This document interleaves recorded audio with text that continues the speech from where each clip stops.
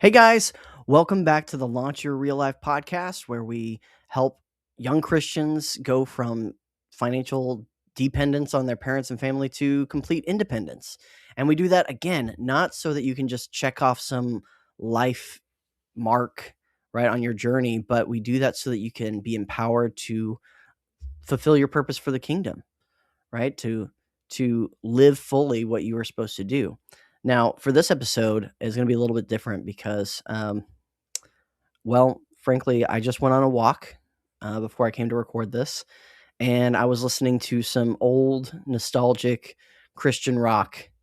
I'm talking Switchfoot, talking The Wedding, and that what that means is that I got super introspective, and really, it's been hitting me all week.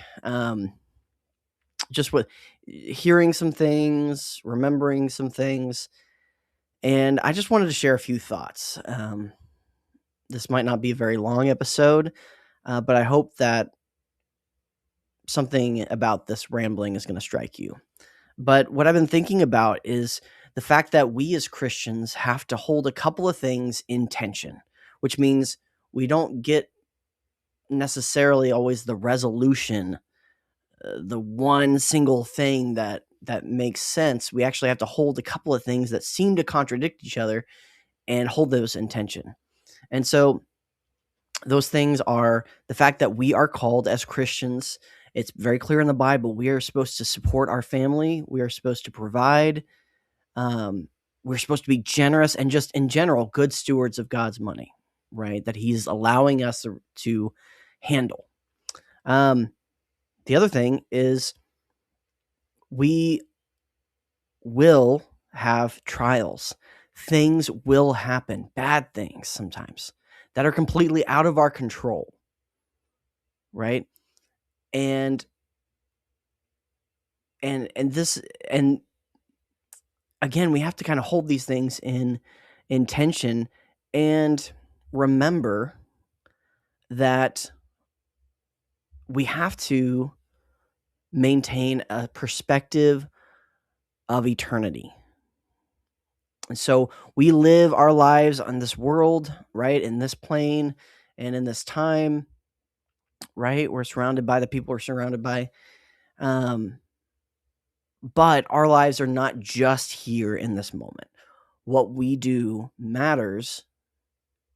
Hopefully, what we're doing matters in the context of eternity, right? And so sometimes things just happen that are not in our control, that seem to hinder or go against what we're called to in Scripture and what God promises about providing for us. Sometimes divorces happen, right? That you have no control over, that you don't see coming. Sometimes illness happens that, if we're talking financially, can drain you, right? And drain you of the ability seemingly to build wealth and provide for yourself, because that sickness is just so crushing.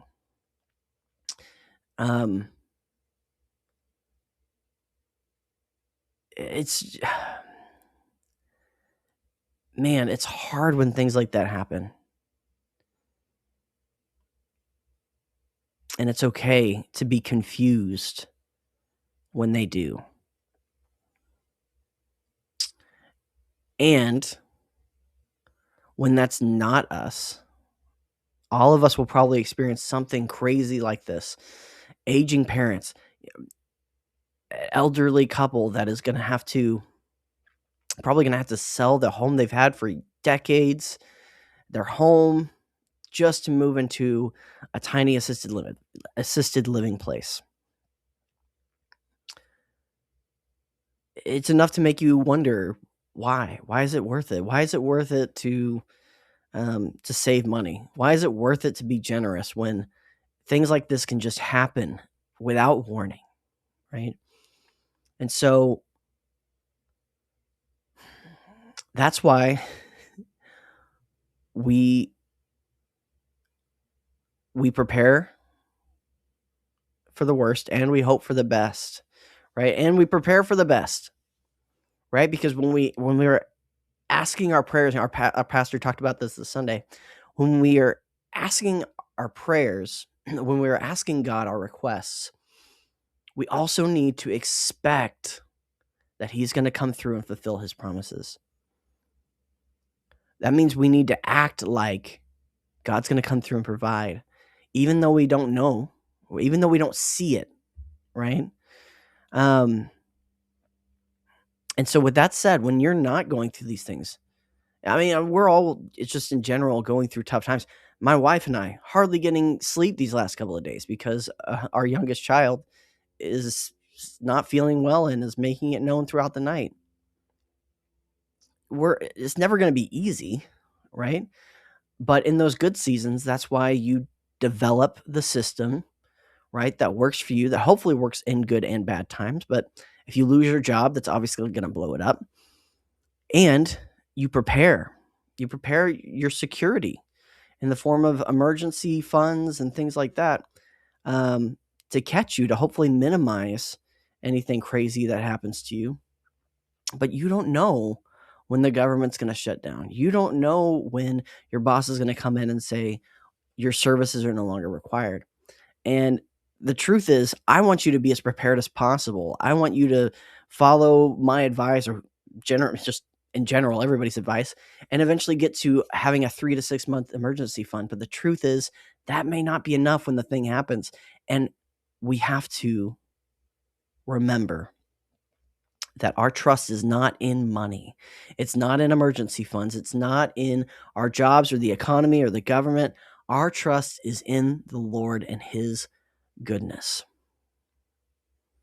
And at the same time, we have to keep in mind, who are we when it comes to eternal things?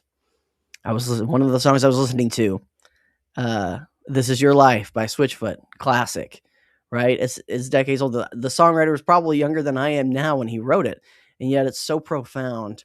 And it just asks this question: this is your life. Are you who you want to be? And that got me when I was a middle schooler riding the bus, and it gets me to this day, because it's always good to ask yourself that, right? And the truth is, my life doesn't look like how I might have envisioned it at one point.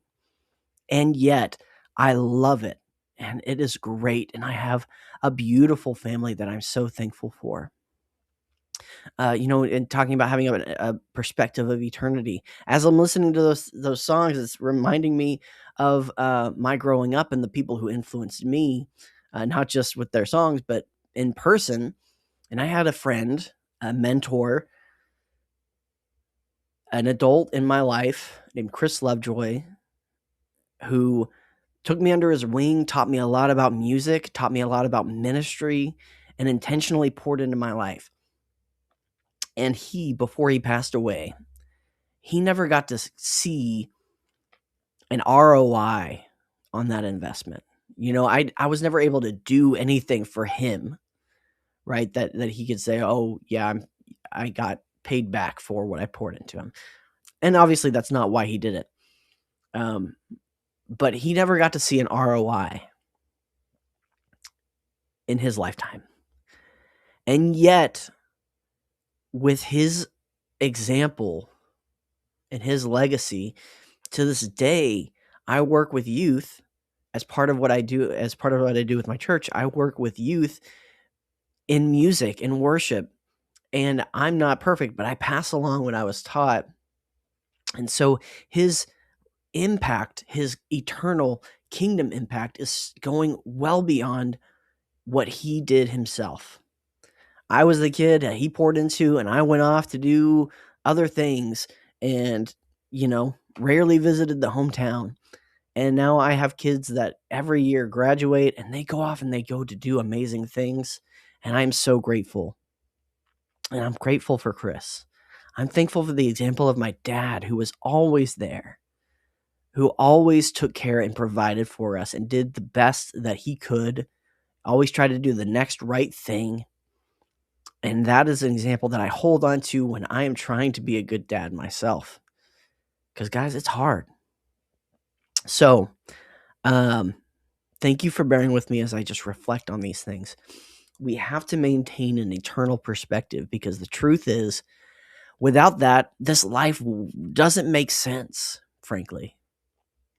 right? And so, as I'm somebody who talks a lot about money and finances, there is a very concrete reality to that. It's math. You can really you can sink your teeth into the logic of each step and the next right step. And then sometimes the Lord is going to call you to drain your savings and do something crazy, or he's going to call you to a season of a different job. Or sometimes things are just going to happen because we live in a broken world.